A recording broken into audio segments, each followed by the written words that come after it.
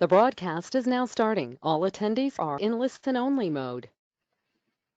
Hello, and welcome to this ISC webinar where we're going to be talking about remote and virtual risk assessments and how we've had to adapt what we're doing due to the impacts of COVID-19. My name is Trish Kerin and I'm the Director of the iChemie Safety Centre. So firstly, I just want to state that this webinar is not covering off the specific aspects of COVID-19. We recommend that you seek credible information from your government sources and in your jurisdiction for any particular aspects. Also, it's important to note that this webinar will not teach you how to do a risk assessment. This is a webinar where I'm going to talk about various different aspects of risk assessment, but I make the assumption that you have some experience in participating or facilitating risk assessments at this point. I'm also going to ask a couple of poll questions as we go through this webinar as well, so I do welcome your responses in that. If you have any questions at all, please type them into the questions box in your navigation pane and I will get to them at the end. You can also use the chat box if you just want to send through a message.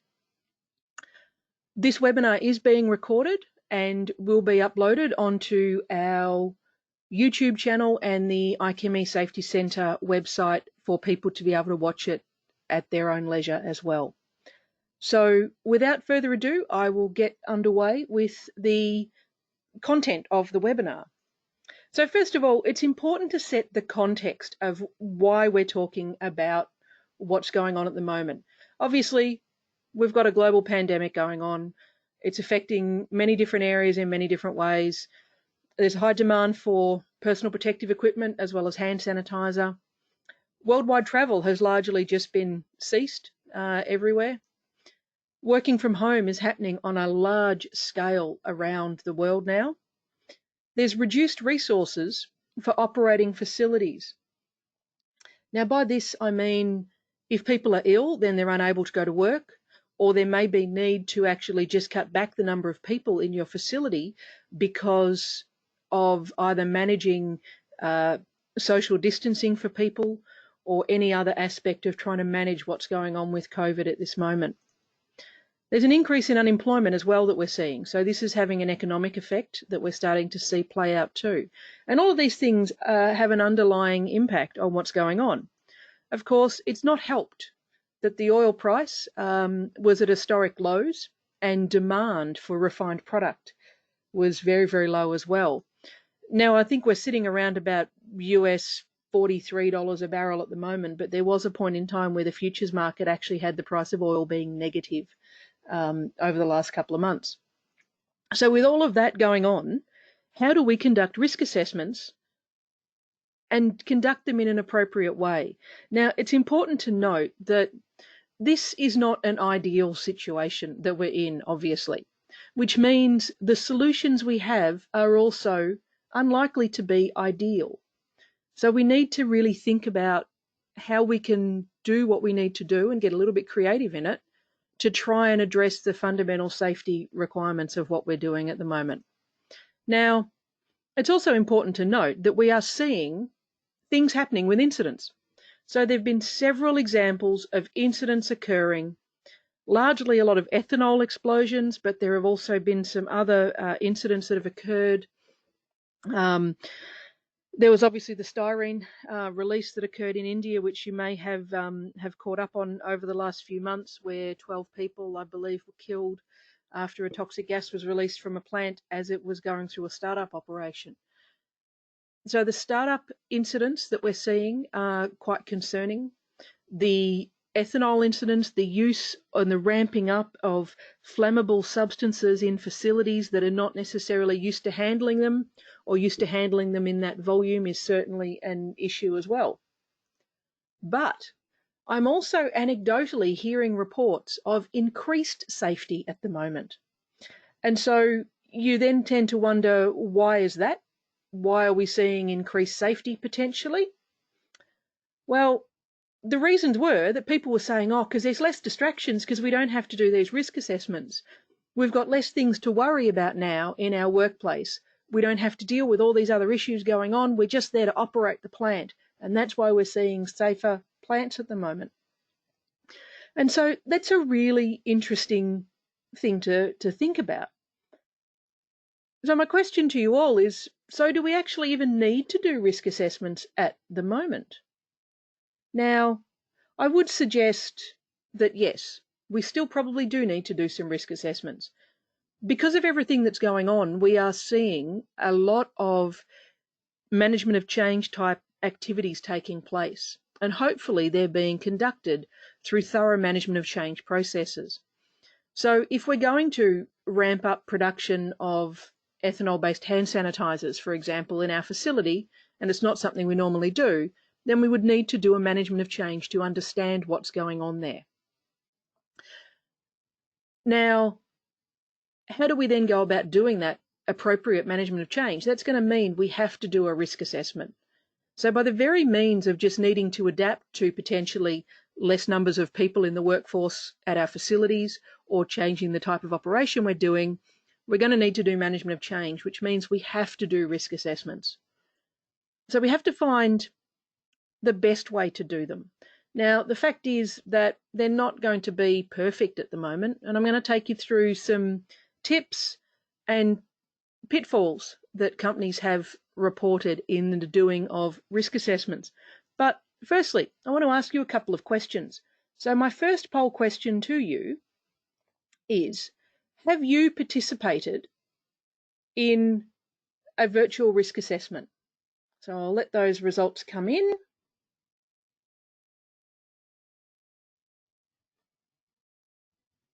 Okay.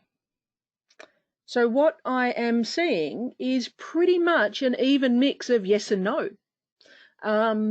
We're pretty much split on 50-50 each for both sides. So half of you have had to experience this non-ideal situation of doing a risk assessment virtually, and half of you haven't. Okay. So I'll close off that poll, and I'm going to ask you, so they were the results in the end. So we ended up with 50% yes, 49% no, and 1% unsure there.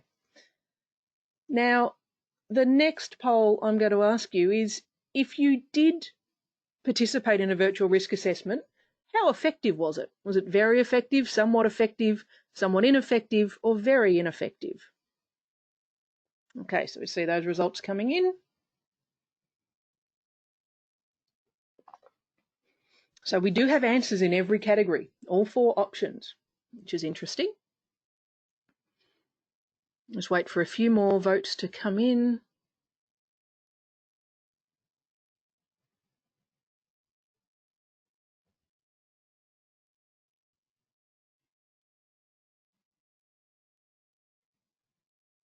Okay, so I'm going to close off that poll now, and I'll show you the results that we've got happening here. So basically what we've got is 19% said it was very effective, 72% said somewhat, and then we've got 4% saying somewhat ineffective, or 4% saying very ineffective. So I think that gives us an interesting base of going forward with some of the pieces of advice and information that we've collected from different companies on how they have been doing these virtual risk assessments. Okay, so how can we do the risk assessments? First of all, there are standards around how we actually do the risk assessments. I'm sure many of you would have seen or would be familiar with IEC 61882, which is all about HAZOP studies. Now, they're traditionally done in a room as a team. We have to adapt to the new normal. We've got social distancing requirements or potentially lockdown requirements, meaning that you have to be 100% virtual. Now, what we did is we spoke to various different members of the Safety Centre member companies and said, we want to understand your experience of what's going on at the moment with regard to COVID. And one of the particular topics that they came up with was how risk assessments and assurance activities are actually occurring at the moment. So what I'm going to do for the rest of the webinar now is take you through how these different companies have been doing remote risk assessments and what some of the tips and the pitfalls are. So first of all, if we talk about preparation, so One of the things that came through very, very clearly is pre-assessment preparation is even more important now. You've got to make sure you've got clearly defined roles, communication protocols of how you are actually going to engage and communicate with everybody. You've got access to the drawings with the nodes already marked up. So typically we'd all be in the room together and the drawings would all be there, and you'd define the nodes and you'd put them all up on the wall and we'd all be able to see them. We can't do that anymore. So we've had to get creative. If you're going to send the drawings via the postal service, via the mail, then you need to be aware that you may have some people that have privacy concerns around the passing over of their home address, potentially. And there may also be health concerns around where the documents were printed and is there a potential contamination issue with those documents as well. It's important as well to arrange for photos or videos of the facilities, so that people can actually see what they're talking about. Now, obviously, this applies to brownfield sites. If it's a greenfield site, you're not going to have those. But you actually, if it's a greenfield site, you will potentially have 3D models that people can look at. Consider using the closed-circuit TV system at the facility. So can people be given access to see that so they can actually zoom in and see things and move around and see what's going on in the facility when they're talking about a particular node? Or potentially live cameras. Is it possible to have an operator go out with a body camera on, actually looking at something for you, and can you just move to the right a little bit? I just need to see what's behind that particular pillar, or something like that. Obviously there's hot work requirements in doing that, but is that a way that people can actually see? Because if we're in a room together, we'd probably get up and go out for a walk and have a look at something. Augmented reality is also a potential way to look at how we can help people see what's going on in a particular site as we go through doing the risk assessment activities. And you need to plan the time to do these. You have to assume the assessment is going to take a lot longer than anticipated. The companies that we asked about this were saying that the assessments took at least 20% longer, and in fact some organisations were saying they took twice as long to do the actual assessment now, because people will have to take more frequent breaks. Virtual meetings are more draining mentally on us than physical face-to-face meetings, and there's a range of research that's coming out now about why that is the case. But the fact is it's something that we have to deal with and we have to accept. So it's really important that we you make sure you plan for what's going on. In terms of facilitators, you need a very, very experienced facilitator that runs quite an active facilitation. You need to remember now is not the time to be training a new facilitator. Unfortunately, we just can't take that luxury at the moment of spending COVID to train facilitators to get better at facilitation at this point in time. We actually really need the best quality facilitators we have in our organisation participating and leading these at the moment. If it's at all possible, it's helpful to have the scribe and the facilitator in the same location. If not, consider using an experienced facilitator as the scribe. But a word of caution here. The scribe needs to make sure they realise they're the scribe, not the facilitator. They can't take over the facilitation, but they are there to support the facilitator by scribing effectively.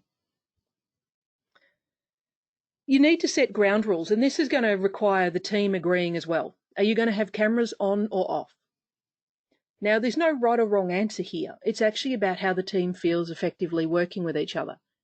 But also, how are you going to manage distractions? It's tempting to have people using their email whilst they're online doing a risk assessment, or just checking on their phone. How are you going to manage those distractions?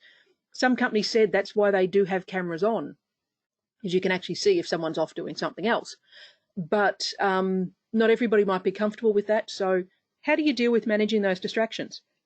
A way to do it might be planning to have those regular breaks for people, to give them that chance to connect in and do what they need. And the facilitator has to focus on keeping all the members engaged. So they need to be seeking out feedback from individuals by name. Now, so Fred, how are you going? Do you have anything to add to this particular node? Joanne, is there something that you think is not quite right with this assessment that we've done? So they need to be reaching out and making sure everybody has their say. The IT setup is critically important here, but don't assume that everybody is working from home with dual computer screens. So people may not be able to see the drawings if they're viewing them electronically, as well as anything else that's going on in the meeting. They may be toggling between screens. So even if you're used to using two screens at work, you may find people's home setup don't have the two screens. So we need to make sure that that you don't make that assumption that everybody's going to have two screens at home and their home setup is going to be exactly like their work setup. It might not be.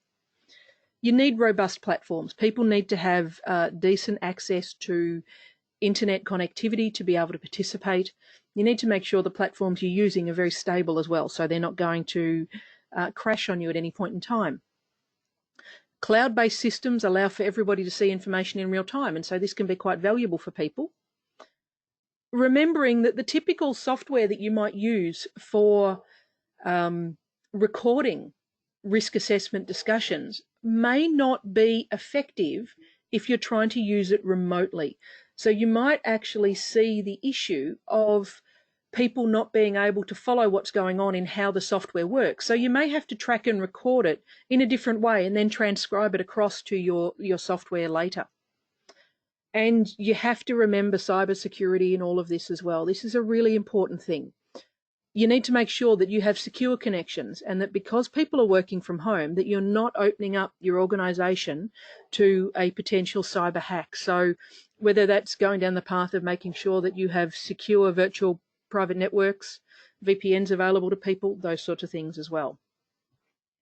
There's a whole lot of other issues as well that come into this too. So, people will be used to face-to-face and seeing all the drawings around the room.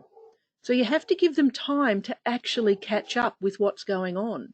Just because you as the facilitator might have caught up and you know exactly where you're going and you've got everything under control, you can't assume everybody else has reached that same point with you. You need to make sure that people understand what's going on and that they can catch up and provide their feedback as and when they need to. Now, typically in risk assessments, we like to have a whole lot of people in them as well. But you've got to have the right people, and then only those people. Running a virtual risk assessment means you actually can't have everybody in there. You're going to have to actually pull back and only have the people you absolutely need. You don't want to be running a virtual assessment with a bigger group of people than you absolutely need to have. And you need to make sure that you agree your communication protocols. Everybody has to have a say. And as I said, if that is that at each decision point, the facilitator will go around and ask each individual by name, then that's one way to achieve it. Another way to achieve it might be that stopping and getting people to use their raise hand to contribute, checking at the end that everybody is okay and comfortable with what's going on, a range of different ways, but you've just got to agree those protocols as a risk assessment team so you can keep going and doing it. And it's important to recognise as well that you might need to actually develop some temporary procedures to ensure that your system allows you to do risk assessments in this way. As I've said, risk assessments in this way are non-ideal, but they're the best we've got right now, so we need to actually make sure we can work with them. But that means we might need to change how we're doing things a little bit in our procedures as well.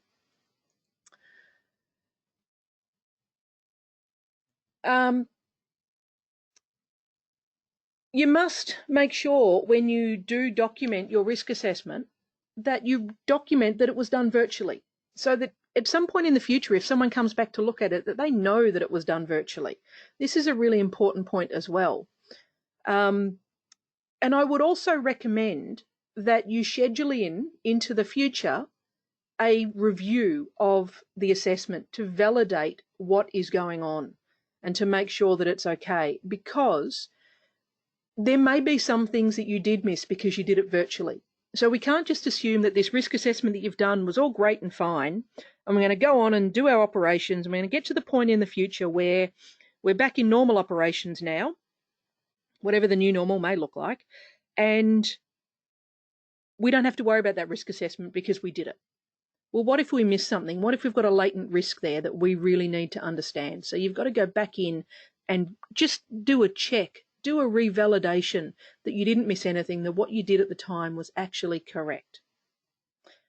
And importantly as well, you should seek feedback from people at the end to make sure that they felt that they contributed to it, but also what suggestions do they have for improving it? I'm sure there are suggestions that people will have after they have participated in the risk assessment. You need to gather those because chances are you're probably not only doing one risk assessment, you're probably going to have some more to do as well. You want to make sure that you've got people understanding and being able to contribute to make it a better outcome for everybody. There's a whole lot of other general items that we talked about when we produced this particular guidance document. And we actually released a paper called Managing Process Safety During the COVID-19 Pandemic. And this paper discusses a range of different topics. I've gone through in detail what were the findings in one particular topic, which was the risk assessment and assurance one. But it's also important to just take a quick look at some of the other aspects in there because you might find them useful in other general parts of running your business. So being aware of people's mental health and how they're being affected by the stress levels, it's a really important thing to understand. It may not actually be specifically process safety related, but if the people that are making process safety decisions are not coping mentally with what's happening at the moment, then you may have substandard decisions being made. So that's why it's important to understand. Working from home and how to make sure that that can be set up as effectively as possible. Virtual meetings, and that includes an example of a virtual meeting code of conduct on how we will conduct the meeting so that everybody is able to participate adequately in that. So it's a useful little example there for you. Dealing with distractions and stress at this time, really important. Any board implications on how boards are making decisions at the moment. Training delivery and how that is being achieved is important. We've covered the risk assessment and assurance part in quite some detail. Transportation. Are you all of a sudden having more transportation of products to your facility or less, or different products coming in? How you manage teamwork. So that really talks about things like dealing with keeping critical roles safe and segregated from each other so that if you do have a COVID outbreak within one team, the other team is protected so you can get on and do what you need to do and still have enough critical roles covered. Shift management and handover, so how those handovers are being done and how they can be achieved from a social distancing perspective. Safe ethanol handling, a very specific one, but obviously quite a topical one at the moment. Managing supply chains, can you actually get hold of all the things you need to be getting hold of at the moment? Reliability and maintenance, how you actually track what's going on and make sure that you're still getting the critical maintenance activities done that need to be done. Because there will be some things that you can actually put off doing for a period of time, but you'll then need to actually get them done. You can't put off your critical safety maintenance activities for the whole time and not expect to have an incident occur or a near miss at least. Emergency response. Do you actually have the right number of people that have the right capability to perform emergency response when you need to? And returning to work. How do we safely come back to the office? Now, this is actually an area that could probably do with a lot more fleshing out in the document because when this document was written, we were early on in the stages. So we weren't ready to go back to the office really at this point. But we're starting to see that occur in a number of places at the moment. I live in Melbourne in Australia, so it's certainly not occurring here. We're currently in our second lockdown. But there are a lot of places around the world that are returning to the workplace, and how do you do that safely? So there's a whole lot of really good information in this document, and it's free to download from that website on your screen. There's also a range of other references that are really quite useful in dealing with various different aspects of process safety and the COVID pandemic. So I would recommend that you check out any of those particular resources. There's a lot of great stuff there. So please feel free to reach out and check out some of those.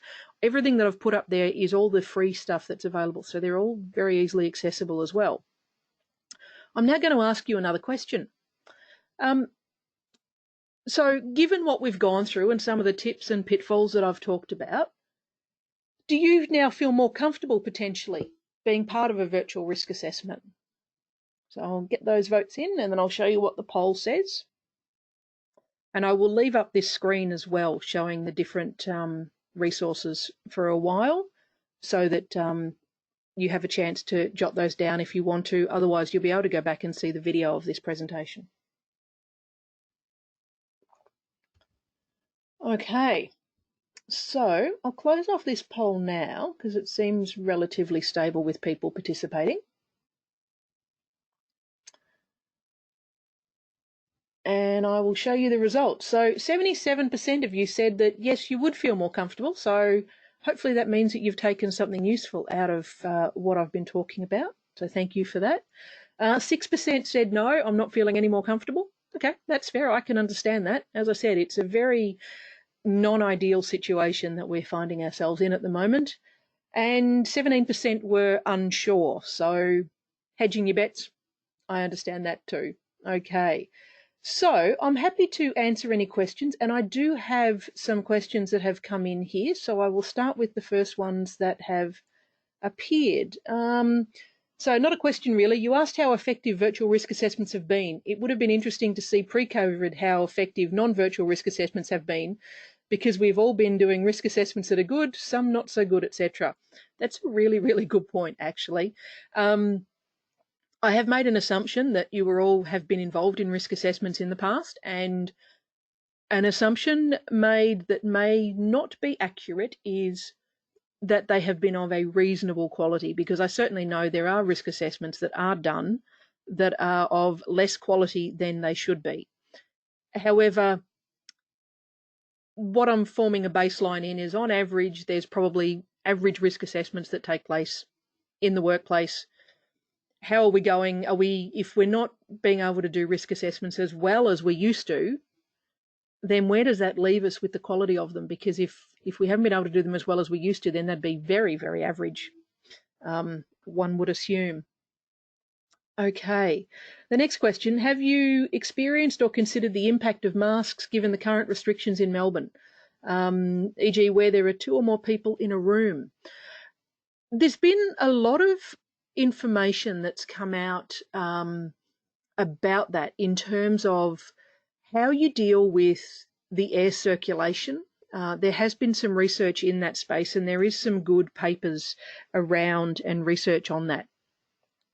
I think it's probably advisable to go with, if you think that there is a risk still within the workplace, that you implement adequate OHS-based controls. That may mean wearing masks. It may mean temperature checks on arrival at work to make sure that people are not coming in with any sign of any symptoms at all. If you can get increased air circulation going through the room, that is better. Obviously, you don't want to have recycled air circulation going through the room. That has, I think, sadly, we're seeing a lot of incidents in terms of, that's probably why we're seeing so many meatworks and refrigerated cool stores that have had breakouts in them, because the air is constantly circulated. So I think there's some OHS aspects to consider in that particular area, but you then also need to consider, is it practicable to have someone wearing a mask talking over a microphone? It may not be practicable, or it may be, depending on what's actually going on and how they're able to enunciate with the microphone in that instance.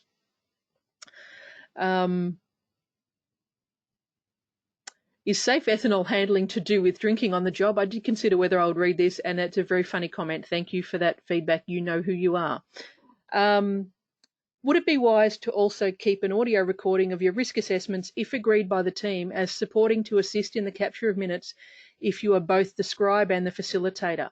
That's a really good question. Firstly, I would actually recommend that you don't have the situation of the scribe and the facilitator being the same person.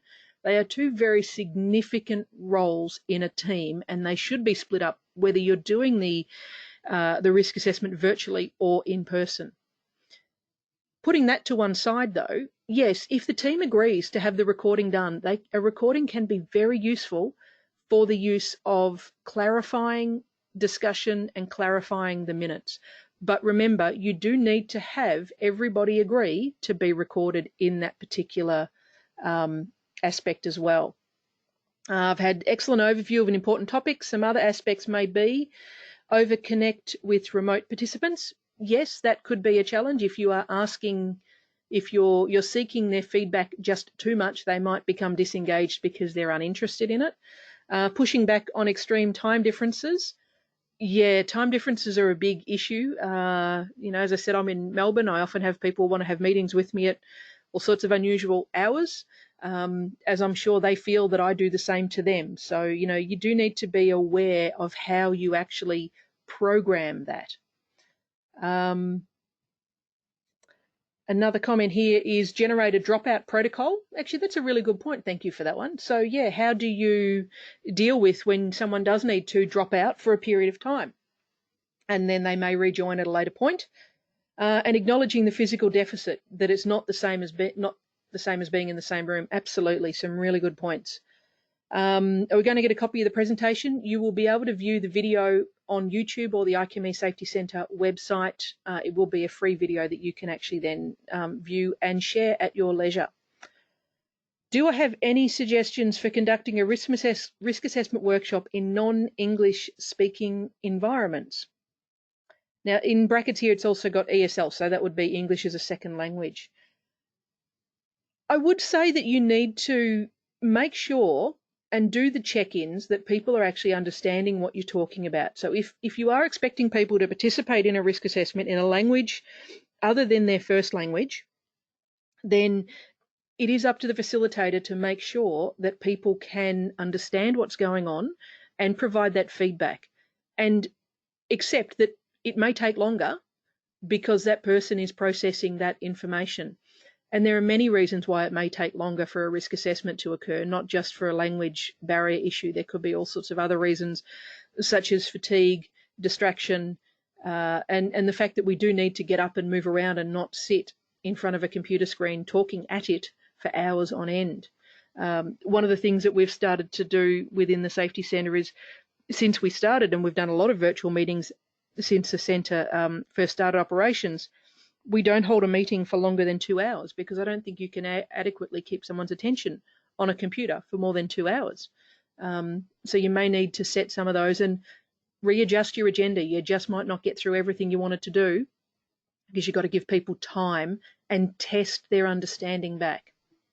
Does the online risk assessment have been done before? Okay, so have online risk assessments been done before the pandemic? Want to know if they're facilitators which are familiar with the methodology and principles of online risk assessments. Look, I think there was probably instances of some people doing them, though I would also probably suggest that 6 months ago we all would have said, oh, you can't do online risk assessments, you can't do that, that's not appropriate. So there probably wouldn't have been a lot of people doing them. I think there's probably a lot more examples of experience and people that are doing it now. So I think that's probably a better place to look of, who's around your organisation doing them, or consultants around that are actually doing them now. But it is about, acknowledging that it's not ideal. We're doing the best we can right now. But I would suggest that there is probably not, before this occurred, a vast number of people that were experienced in doing online risk assessments. Okay, so someone else, just for support. I have attended risk assessments by people who are very good and some by people who are just acceptable. The skill made it much better. From a hosting perspective, prepping is so important. I've had to postpone a number of risk assessments because people did not prep. Yeah, that is a really good point, and I did raise that one up front. The preparation in virtual is even more important than it used to be, and preparation was always very important. Okay, so the question for masks again, given the requirement, how will it impact the effectiveness of the risk assessment? I'm still not sure I understand how people wearing masks would impact the effectiveness of a risk assessment, provided they could adequately communicate. So provided we can adequately communicate with each other, then I couldn't see that masks would have an impact on the risk assessment itself. Reliability of a report is very crucial after conducting the virtual risk assessment. Do you think that attaching LMA 5197 may contribute to the reliability building of the report? Off the top of my head, I don't know what LMA 5197 is. What you do need to make sure you do is document that it was done virtually and document whether there were any constraints or challenges in doing that so that people can go back and look at that at a later date and understand potentially why some things were done in certain ways. Having an experienced facilitator as a scribe would be a great mitigation to virtual risk assessment, as would limit the maximum 5 to 7 experienced participant. Yeah, that's why I suggested that was one of the things, that if you can have a facilitator, a good facilitator that's being the scribe for you, and then you have an experienced facilitator facilitating, you're basically taking every chance you have to try and get the best outcome here in this scenario. But the scribe does need to remember they're the scribe, not the facilitator, and they need to not overstep that mark. That's really important as well. And just like now is not the time to be training facilitators virtually, now is not the time to be training and giving scribes their first scribing role in a virtual one either. So go for your most experienced people at this particular point in time. Do you believe that companies who had experience of conducting business using phones and web meetings prior to COVID had better success in the transition to virtual risk assessment? I'm not sure they necessarily had better success. The way I'll answer this is not a specific part of the question to do with the risk assessment. But as an example, the Safety Centre have been conducting a lot of our work virtually since we started operations 6.5 years ago. So when this all happened, we were very quick to be able to flip over to 100% virtual because we'd already been operating at 80% virtual. I saw other parts of the organisation, or indeed other organisations that hadn't been doing that, struggle to come up to speed. So I think the only difference is how quickly people have adapted to the new normal. Not that it's any better if you've been doing it for longer, I don't think. I just think it's how quickly organisations have adapted, and I think it's possible to adapt quite quickly. I'm glad we didn't have to adapt because we were already doing it personally in my area, but it's I've also seen other people adapt and thrive. Okay, with reference to the OHS aspects for shift workers operations, we procured certain PCR test machines to enable us to help to perform 50 to 60 tests per hour. It helped to improve the morale of the team and establish trust. That's an interesting approach. Yeah, if there's things that you can do to establish trust in your organisation at this particular point in time, then by all means, they're worth exploring for you, because at this particular point in time, trust is actually something that's really, really important for people too. Okay, I've just lost my point of where I was, so hang on, I've just got to find the right questions. Okay, a couple of comments. I've done a couple of workshops as a facilitator wearing a mask. Need to take frequent water breaks. Yep, that would make sense. Scribe becomes even more important than usual, and having a formal post-workshop meeting review with the team, or most of it, is quite helpful. That's a really good point. So yeah, something to think for people to think about is, once the minutes are written, then bring the team back together to have that discussion again. If a job like maintenance or equipment require multiple people in close proximity, any suggestion of how it can be done safely? I think that's where you need to then come down to the use of PPE.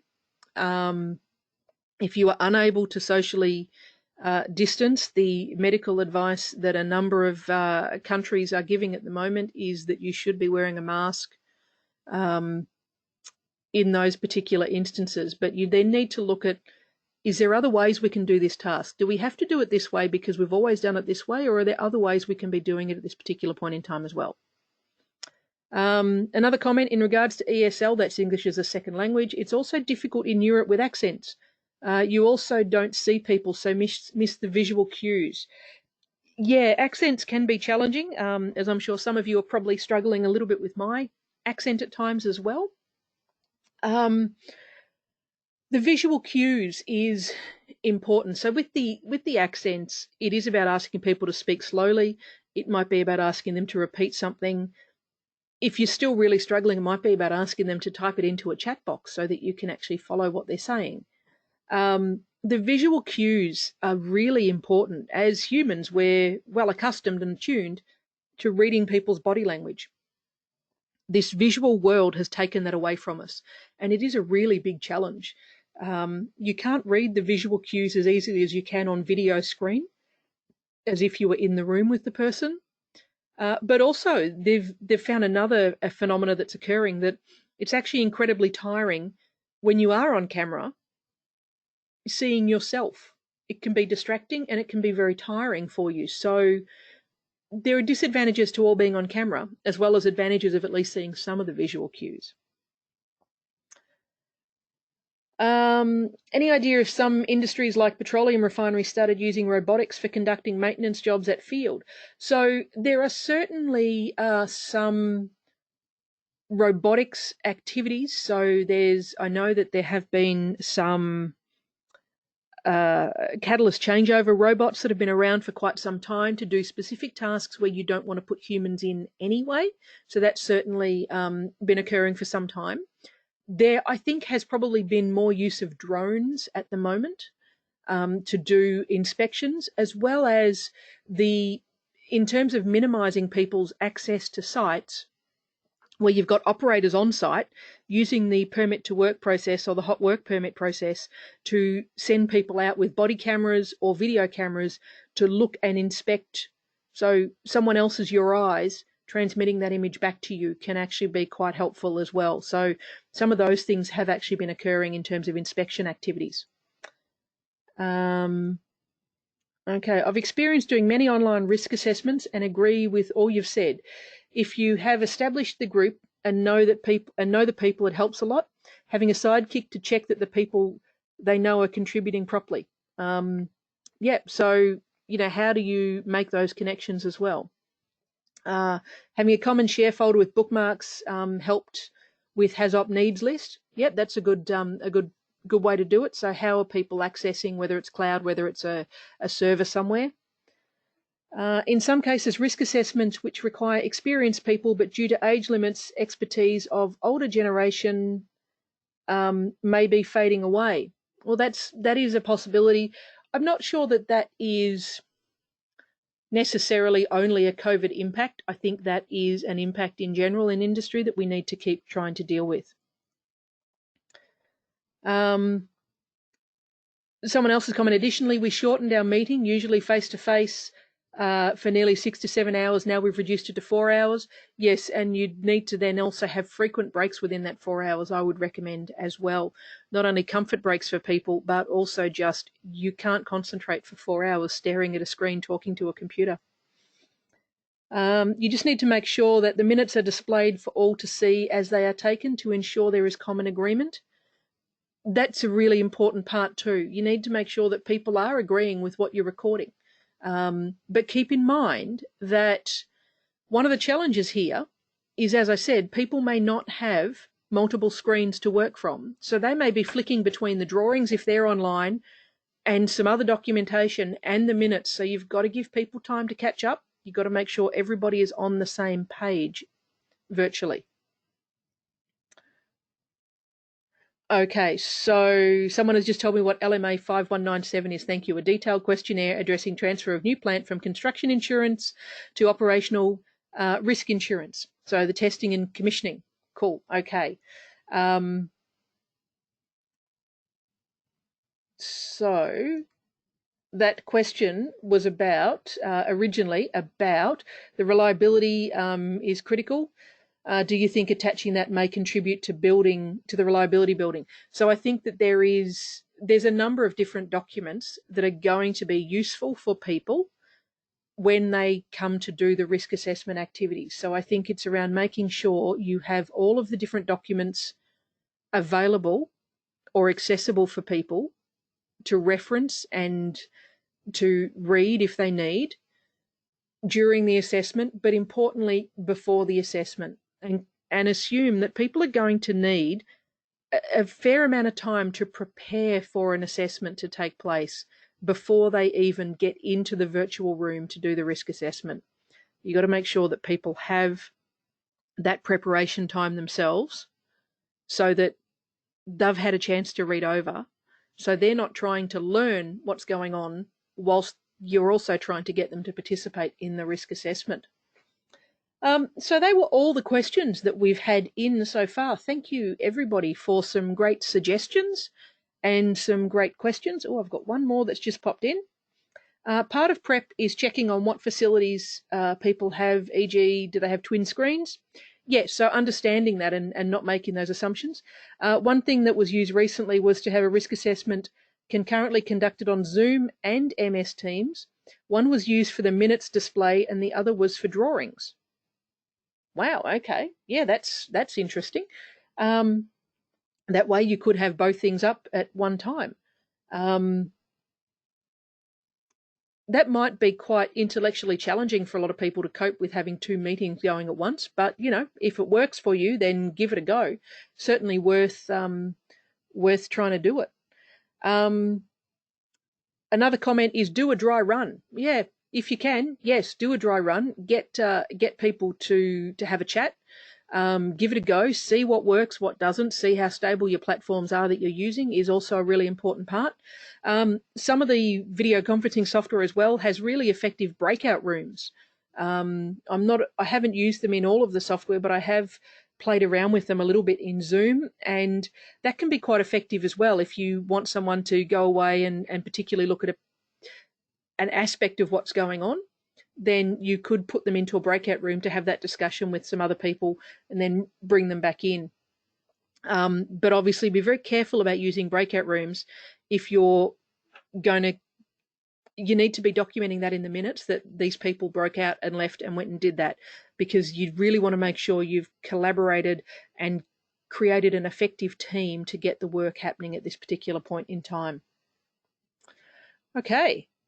Well, that looks like all of the questions and suggestions, so thank you very much for that. As I said, this webinar will be loaded up onto the Safety Centre webinars page as well as the IQME Safety Centre YouTube channel, and you can also check out any of the other webinars that we've done over the past few months as well. Thank you very much for your attendance, and I wish you all a very good morning, afternoon, evening, whatever it is for you. Please stay safe. Thank you and goodbye.